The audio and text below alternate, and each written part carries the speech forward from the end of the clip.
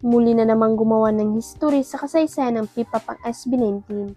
Sila na ngayon ang kauna-unang Pinoy artist na na-feature sa Inrock Magazine, isang sikat at prominenteng Japanese music magazine para sa mga international pop and rock artists. Actually, paborito ang K-pop kings ang nasabing magazine. Lumabas na sila sa centerfold pina-poster noong October 2025 issue. Mula noon ay palagi na silang napapasama sa multiple feature ng Japanese, including as in-depth interview noong November 2025.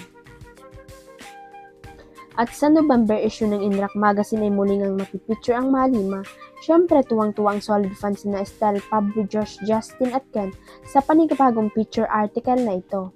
Bonggang-bongga promo nga ito sa inaabang Thanksgiving fan meet si Katie Sepp, Yokohama, Japan sa August 18, 2026 at sa kanilang partisipasyon sa Summer Sonic Music Festival 2026.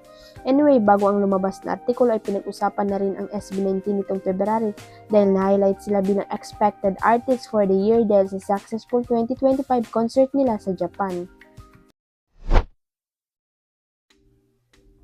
Hindi na nga nagpatumpik-tumpik pa si Bea Alonzo dahil nag-post na rin siya sa kanyang social media accounts nung tungkol sa kasal nila ng businessman na si Vincent Ko. Bandang 2 PM ngayong Miyerkules nang i-post ni Bea ang ilang black and white picture nila ni Vincent. Bongga ng wedding ring na suot ni Bea sa first pic, kitang-kita rin yan sa second pic. Sa third pic ay nagalikan sina Bea at Vincent pero tinakpan yun ng premyadong aktres ng hawak niyang bouquet. Sa fourth pic naman ay parang dinisplay ni Bea at Benson ang kanilang wedding rings at bongga rin ang last pic na may hawak silang cake na nakalagay na just married. Samantala sa caption ay nilagay ni Bea na home na may kasamang heart emoji. Sabi nga ng kanyang followers sa Benson daw ang home ni Bea. Huwag kalimutang i-click ang subscribe button at i-ring ang notification bell para sa latest at legit chika updates.